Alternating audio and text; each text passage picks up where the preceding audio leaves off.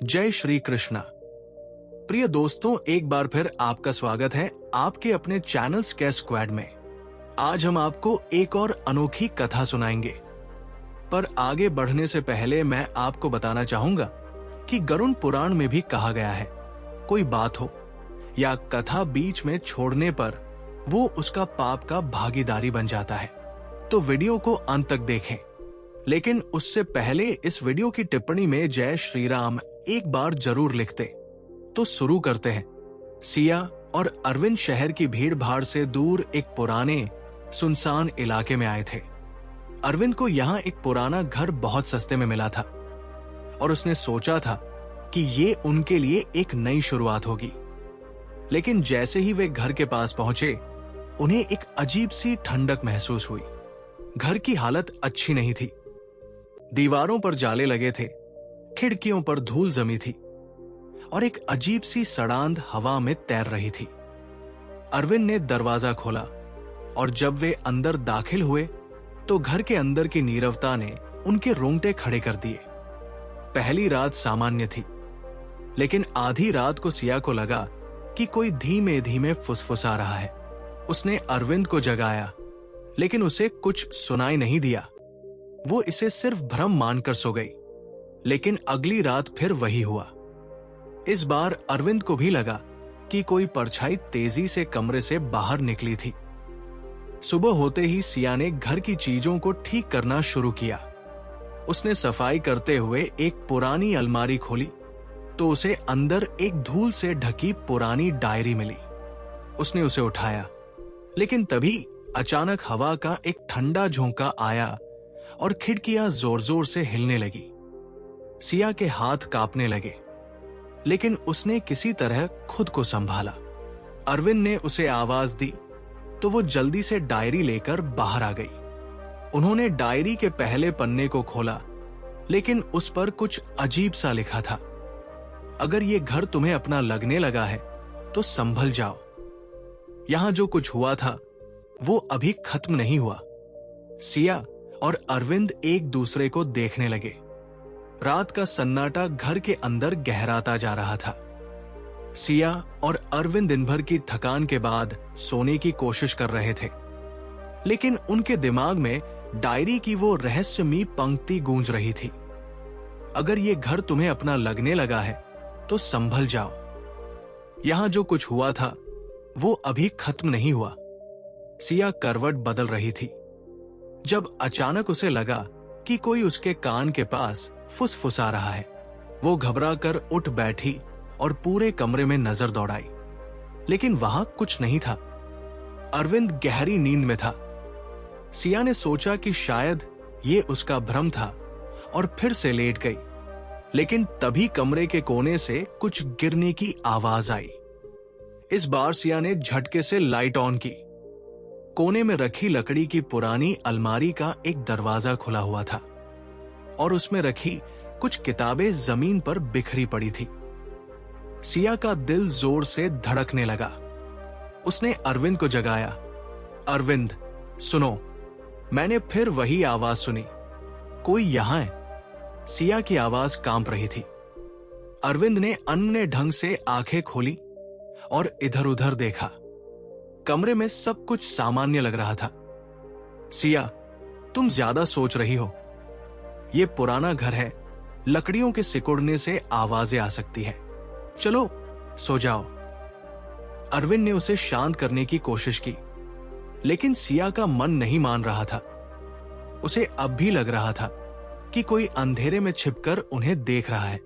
अगली रात जब वे दोनों सोने गए तो दरवाजा अचानक खुद ब खुद धीरे धीरे खुलने लगा। एक ठंडी हवा कमरे में घुस आई।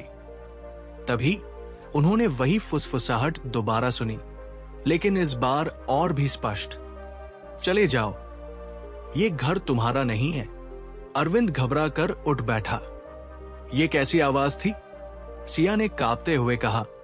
मैंने कहा था ना, कुछ तो है यहां। दोनों ने पूरे घर की तलाशी ली, लेकिन उन्हें कुछ नहीं मिला।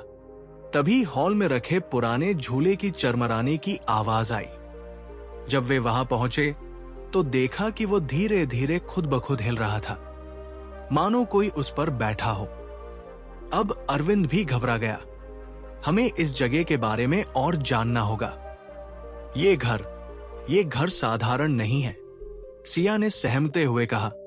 और हमें यह भी पता लगाना होगा कि इस डायरी में और क्या लिखा है। सुबह होते ही सिया और अरविंद ने डायरी के अगले पन्ने पलटे। धूल और नमी से गल चुके पन्नों पर लिखावट कुछ जगह धुंधली हो गई थी, लेकिन जो लिखा था उसने उनके रोंगटे खड़े कर दिए। अगर तुम ये पढ़ रहे हो तो इसका मतलब है कि तुम भी उसी गलती को दोहरा रहे हो जो मैंने की थी। ये घर सिर्फ ईंट और पत्थरों से नहीं बना। यहां कुछ है, कुछ जो अब भी छुपा हुआ है। सिया ने पन्ने को पलटा। अगला हिस्सा और भी डरावना था। मैंने उन सरगोशियों को अनदेखा किया।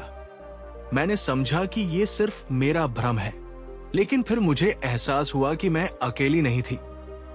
ये घर मुझे देख रहा था, सुन रहा था और मुझे अपनी गिरफ्त में ले रहा था। डायरी के आखिरी हिस्से पर एक नाम लिखा था, कुसुम। कुसुम कौन थी? सिया ने चौंकते हुए पूछा। अरविंद ने सिर झुका लिया। हो सकता है कि ये कोई पुरानी मकान मालकिन रही हो। सिया को शक था कि इस घर से जुड़ी कोई पुरानी कहानी दबी हुई है। तभी उसे याद आया कि गांव में एक बुजुर्ग दादाजी रहते हैं जो इस घर के बारे में जरूर जानते होंगे। सिया और अरविंद उस बुजुर्ग से मिलने गए। वो गांव के सबसे बुजुर्ग व्यक्ति थे और उनकी आंखों में बरसों का अनुभव झलक रहा था। जब सिया ने उनसे कुसुम का नाम लिया तो उनके चेहरे की रंगत उड़ गई। तुम लोग वहां रह रहे हो? उनकी आवाज कांप गई। हाँ दादाजी, लेकिन ये घर हमें अजीब लग रहा है। डायरी में कुसुम नाम की एक औरत का जिक्र है। क्या आप जानते हैं कि वो कौन थी? बुजुर्ग व्यक्ति ने गहरी सांस ली और बोले, कुसुम इसी घर की थी, लेकिन उसने मौत को खुद चुना था। सिया और अरविंद ने एक दूसरे को देखा। कुसुम इस घर में अकेली रहती थी, दादाजी ने आगे बताया, लेकिन उसके आसपास अजीब घटनाएं होने लगी। लोग कहते थे कि उसने किसी आत्मा को गुस्सा दिला दिया था और फिर एक दिन वो घर के अंदर ही लाश में बदल गई। सिया के रोंगटे खड़े हो गए। क्या हुआ था उसके साथ? बुजुर्ग की आवाज भारी हो गई। उसने कहा था कि घर में कोई रहता है जो उसे मारना चाहता है, और फिर एक रात उसकी चीखें सुनाई दी। जब गांव के लोग घर के अंदर घुसे तो वो सीढ़ियों पर मरी पड़ी थी। उसके चेहरे पर खौफ जमी हुई थी। अरविंद घबरा गया। क्या हमें ये घर छोड़ देना चाहिए?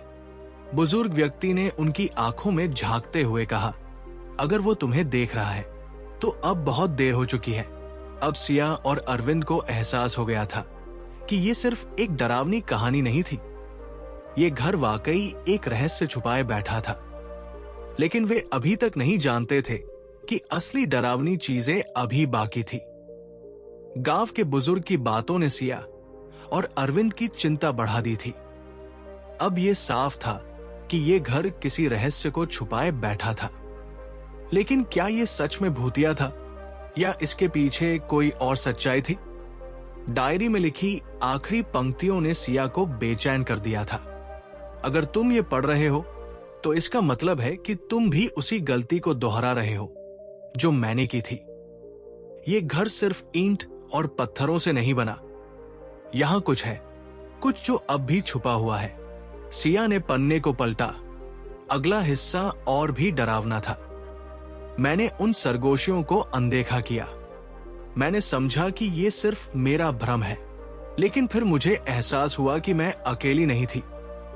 ये घर मुझे देख रहा था, सुन रहा था और मुझे अपनी गिरफ्त में ले रहा था।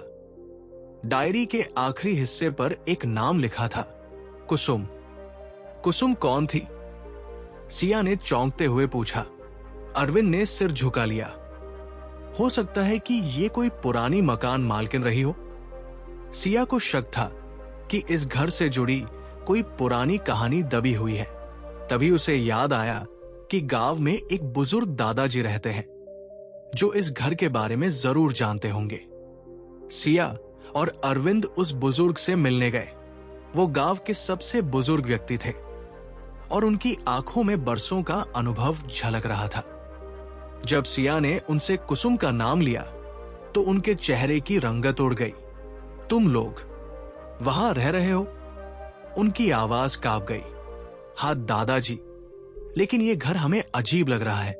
डायरी में कुसुम नाम की एक औरत का जिक्र है। क्या आप जानते हैं कि वो कौन थी? बुजुर्ग व्यक्ति ने गहरी सांस ली और बोले, कुसुम इसी घर की थी, लेकिन उसने मौत को खुद चुना था। सिया और अरविंद ने एक दूसरे को देखा।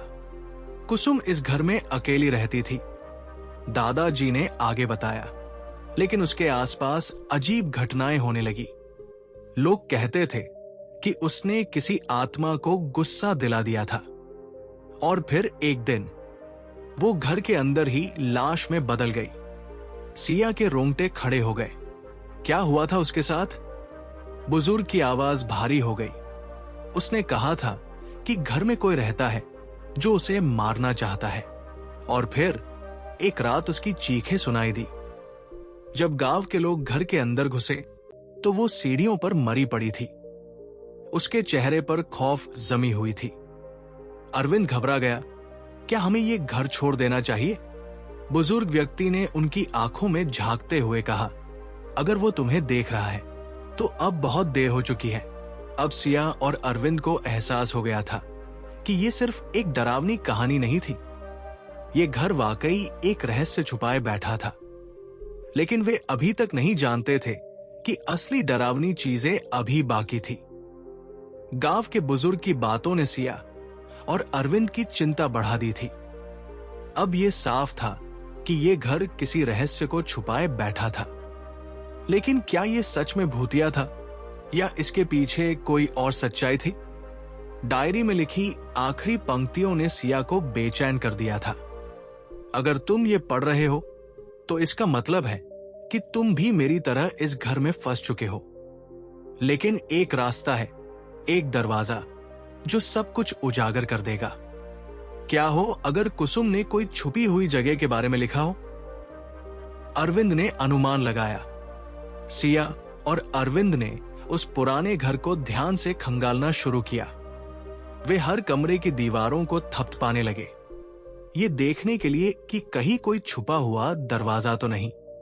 लेकिन कुछ खास नहीं मिला। फिर सिया की नजर हॉल में रखे झूले के पास की जमीन पर पड़ी। वहां की लकड़ी कुछ ज्यादा ही पुरानी और कमजोर लग रही थी। अरविंद,